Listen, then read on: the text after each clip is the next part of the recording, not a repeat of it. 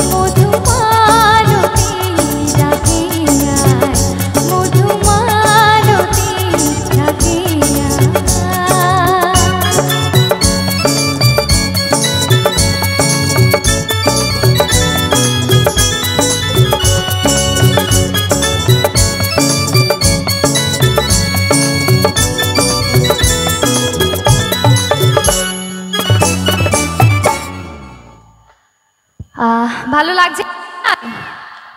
কোথায় আওয়াজ?